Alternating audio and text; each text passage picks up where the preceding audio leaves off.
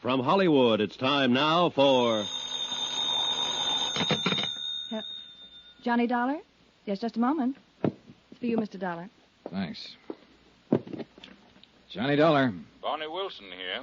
Your hotel told me where to locate you. I'd rather you located that car. All the police agencies in the state have the license number and description. It'll turn up. Well, the sooner the better.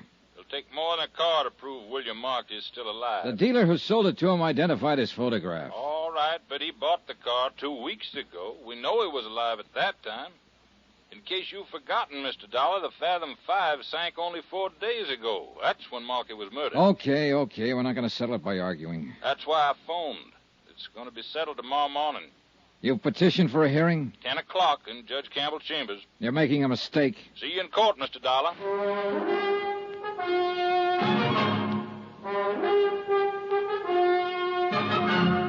Tonight and every weekday night, Bob Bailey in the transcribed adventures of the man with the action-packed expense account, America's fabulous freelance insurance investigator. Yours truly, Johnny Dollar.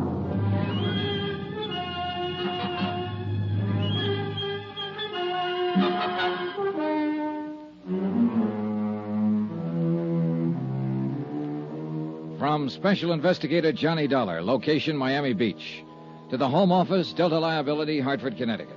Assignment, the Fathom-Five matter. The case of a cruiser mysteriously sunk off the Florida coast.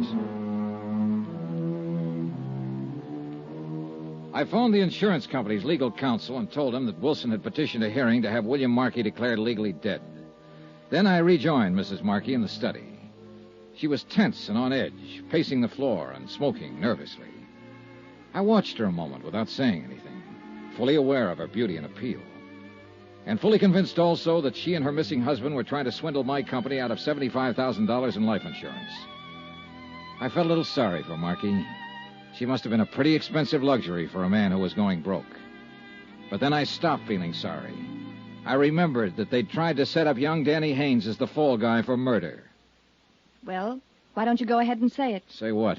Whatever it is you're thinking. I thought I'd already said it, and pretty bluntly, too. You made some wild accusations. Not so wild. I've got some fairly solid facts to back them up. Apparently the DA's office doesn't agree with you.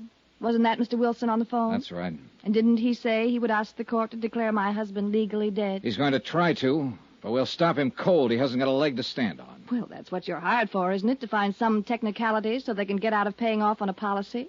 Attempted fraud isn't exactly a technicality, Mrs. Markey. Now, I'll repeat that advice I just gave you. Get in touch with your husband. Tell him the scheme is off. It won't work. And don't file a claim for that life insurance. You'd like that, wouldn't you? You'd just love to bluff me out of $75,000. No. I just kind of hate to see you go to prison, that's all. And that's exactly what is going to happen if you file that claim. You keep talking about some scheme. What scheme, Mr. Dollar? You want it laid right on the line, huh? I'd just like to know what you're talking about. And just how much I've figured out. All right, I'll paint it for you in black and white. Your husband was broke, flat broke. I'm not guessing there. I got a report on him from a financial investigator in New York. I knew nothing about his business affairs. That I wouldn't know. Anyway, he thought he saw a chance to pull off a swindle on the basis of the only thing he had left, that $75,000 life insurance policy. So the two of you worked it out together. Did your financial investigator tell you that?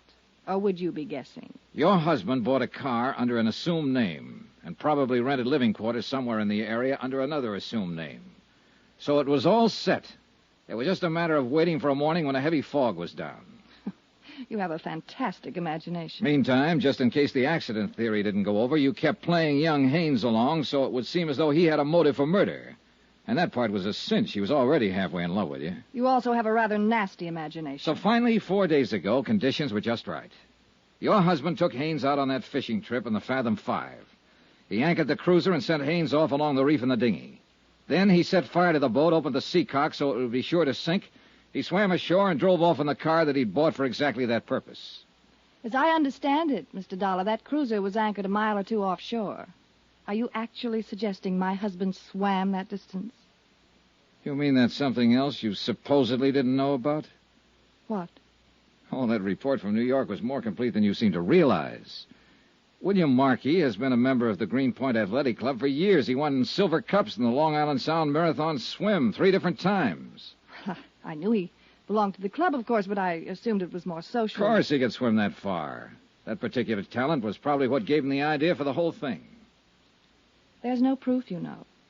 Not one bit of real proof. There will be, if you try to collect that insurance. We'll turn up enough proof to reach all the way from here to the state prison. So if you try to... Will you excuse me, please? Yeah, sure. I'll be right back. I lit a cigarette and waited for her, wondering why I even bothered to come here. I was fed up with it, sick of the whole thing. Fraud cases are like that, messy and dirty. You see people with a mask down and you get a look inside. And you get to wondering if everybody's like that. Wondering if you'd be like that yourself, maybe, if the price were right. And if you are, you hope you never find it out. All I wanted at the moment was to leave the house, wind the thing up, and get out of town. I'm sorry, Mr. Dollar. It was somebody looking for an address. I mean, they had a wrong address. I see. Well, I think we at least understand each other now. Yeah, I'm sure we do. And I can say only one thing. You're wrong. You're completely and absolutely wrong. Maybe. I wish you weren't. I wish my husband were still alive, even under the circumstances you believe. Maybe I wouldn't be on the verge of a nervous breakdown, trying to hold on to my sanity. Maybe I wouldn't be crying alone at night. You have my deepest sympathy, Mrs. Markey, for everything you're going through. There's no use at all in trying to talk to you, is there? Not unless you care to tell me where to find your husband. Good night, Mr. Dollar.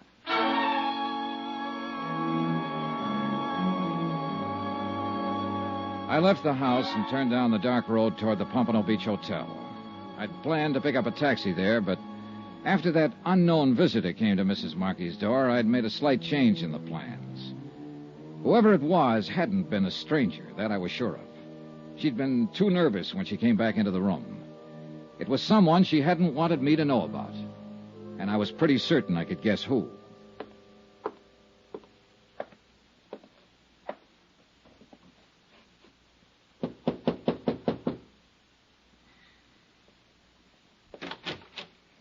Evening, Mr. Haynes. What?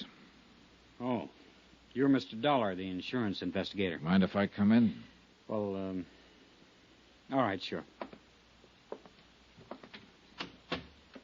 You, weren't asleep, were you? No, I was just reading. Been here all evening? Yeah, sure I've been here. Why? You haven't been out in the last half hour? I said I'd been here all evening. You weren't down the road at the Markey place a few minutes ago? No, I wasn't.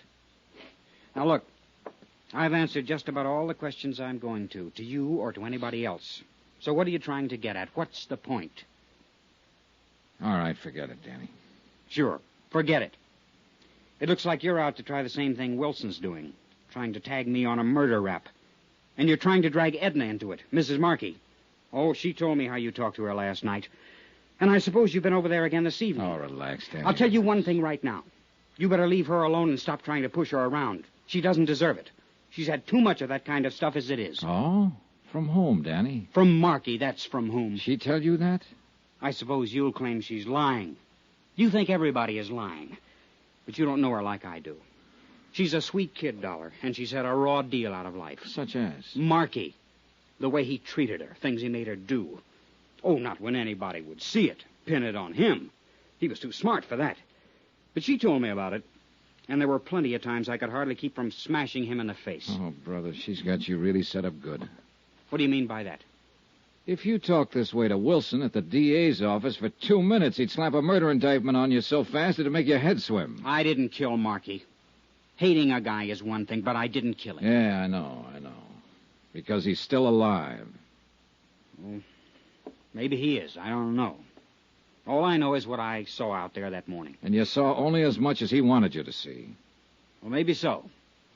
But I'll tell you one thing. If he is trying to pull something crooked, he's doing it on his own. She's not in on it. It'd be a little hard for him to collect his own insurance, wouldn't it? Well, maybe he figured to get it away from her afterward. I don't know what he might be planning on, but I know she's got nothing to do with it. She's a great girl. I've never known anybody like her before. No, I don't imagine you have. I'd lay down my life for her if it ever came to that. And I imagine that's exactly what they were counting on. Good night, Danny.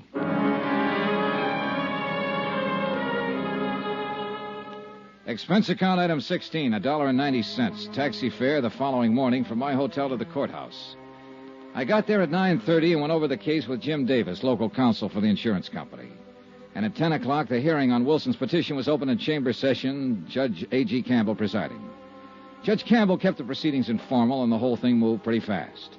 Both sides presented briefs, and additional evidence was introduced through verbal interrogation. No witnesses were called. By 10:30, the cases for both sides had been completed.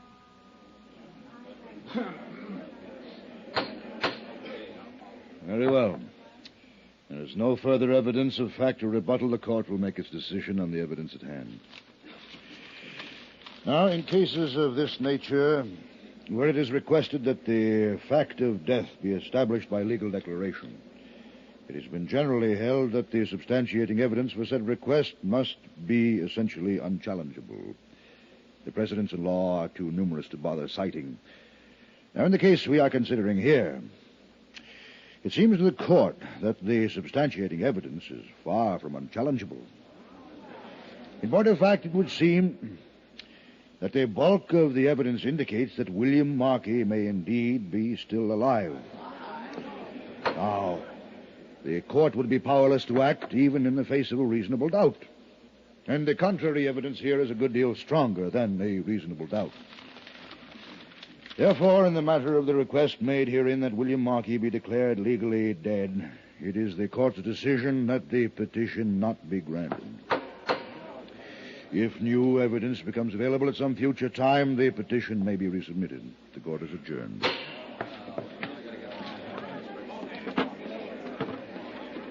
Well, looks like you won, Mr. Dollar. I told you what would happen. I sure do hate to see that kid get away with murder. Oh, forget it. Markey is walking around somewhere just as alive as you or I. Well, we've all got a right to our opinions, Mr. Dollar. I say he's floating around out there in the Atlantic somewhere. That's what he meant for us to think. Maybe so, but I... Pardon me, Mr. Wilson. A message was phoned in for you, but they wouldn't let me in the courtroom. Oh, thank you, old man. Will you excuse me, Mr. Dollar? Sure. Go ahead and read it. The minute I step out of that office, somebody's bound to start calling. Well. What's the matter? Mr. Dollar, the Coast Patrol hauled a man's body out of the surf about an hour ago. Been drowned. So? They got a quick check on his prints. It's William Markey.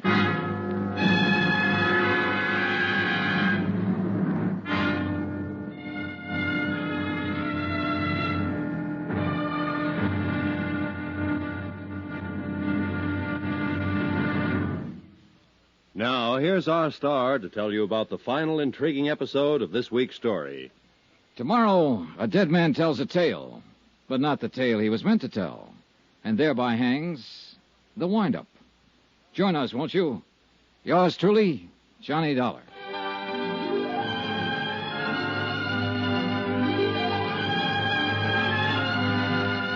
Yours truly, Johnny Dollar, starring Bob Bailey, is transcribed in Hollywood. Written by Les Crutchfield, it is produced and directed by Jack Johnstone. Be sure to join us tomorrow night, same time and station, for the next exciting episode of Yours truly, Johnny Dollar. Roy Rowan speaking.